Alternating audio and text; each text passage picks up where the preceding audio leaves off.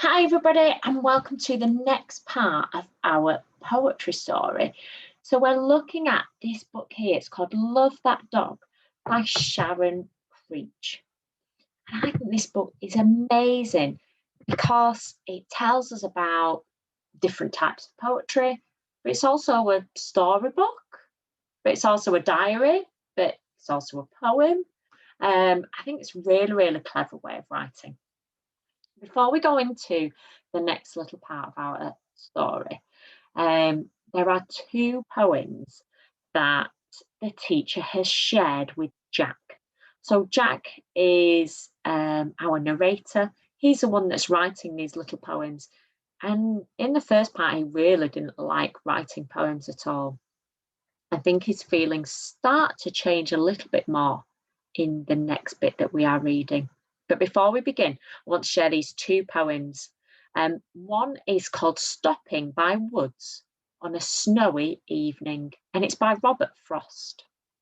Robert Frost is a famous American poet who was writing poems about 100 years ago. He wrote this, and he loved writing about the area that he lived, about nature and the natural things all around him. This has got an interesting rhyming pattern because the first line, the second line, and the last line of each stanza or each little paragraph rhyme. Have a listen and follow along and see what you think. Whose woods these are, I think I know. His house is in the village, though. He will not see me stopping here to watch his woods fill up with snow. My little horse must think it queer to stop without a farmhouse near, between the woods and a frozen lake, the darkest evening of the year. He gives his harness bells a shake to ask if there is some mistake. The only other sounds the sweep of easy wind and downy flake. The woods are lovely, dark and deep, but I have promises to keep, and miles to go before I sleep, and miles to go before I sleep. What did you think? Did you like the poem? Did you like the description? Going to have a little look at the next poem. Sorry, I've not shared my full screen with you. I'll do that now. The next one is a really famous poem by a poet called William Blake. And it's probably the most learnt poem in the whole world. Lots of people memorize that first stanza, that first little paragraph. It's asking a lot of questions in this poem, and it's asking questions to a creator of the world, and asking the creator if you could make something as cruel and as evil as a tiger. Is that right? I don't have any answers, and I don't think William Blake the poet did either. But this one is called Tiger, Tiger. Tiger, tiger, burning bright in the forests of the night, what immortal hand or eye could frame thy fearful symmetry?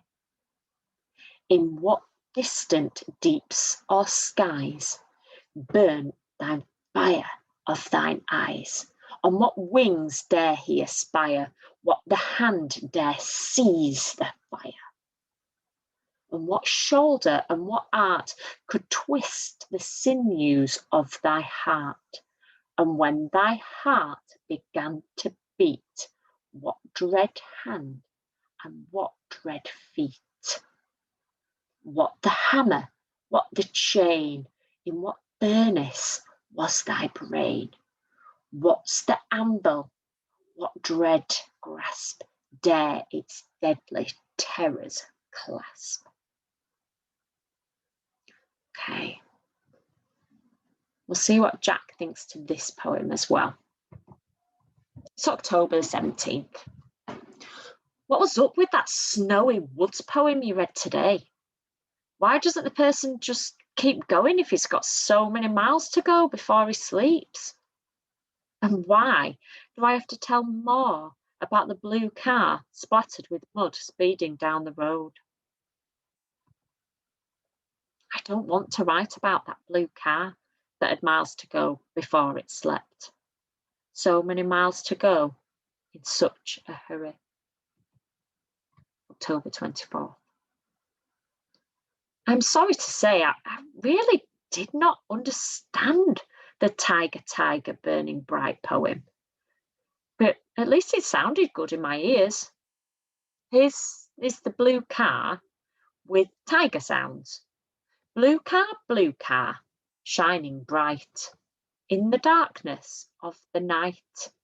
Who could see you speeding by like a comet in the sky? I could see you in the night, blue car, shining bright.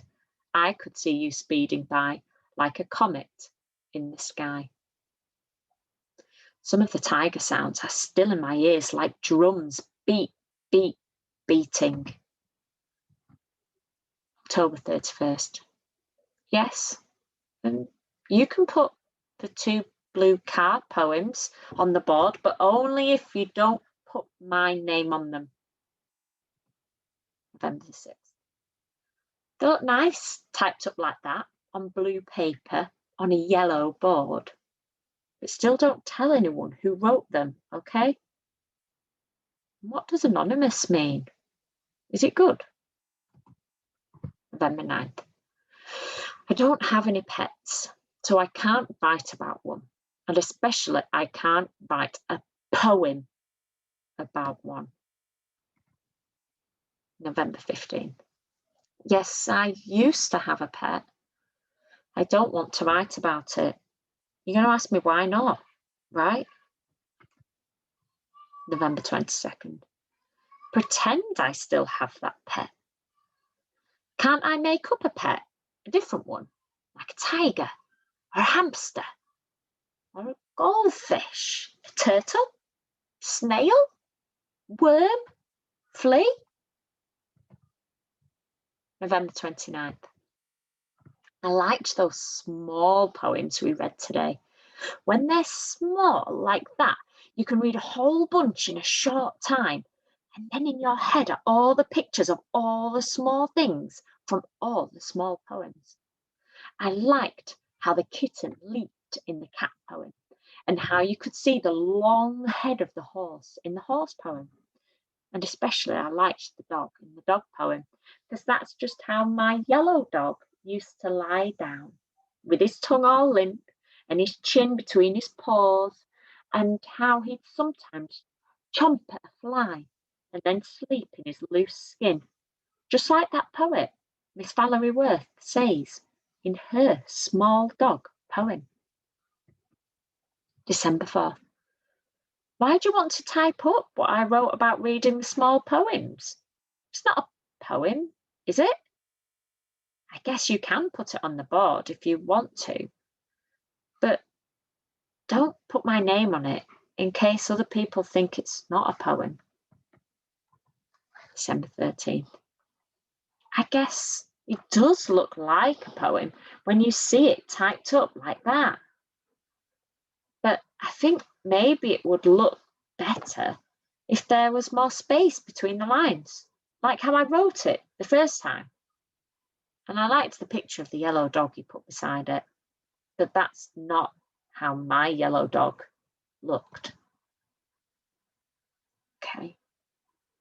Before we go on to the next part of the story, if you do want to have a little activity and do some analysis of the poems, then you can, looking at The Tiger by William Blake and also comparing it to Jack's version of the poem. Come back soon for the next part of our story. See you soon.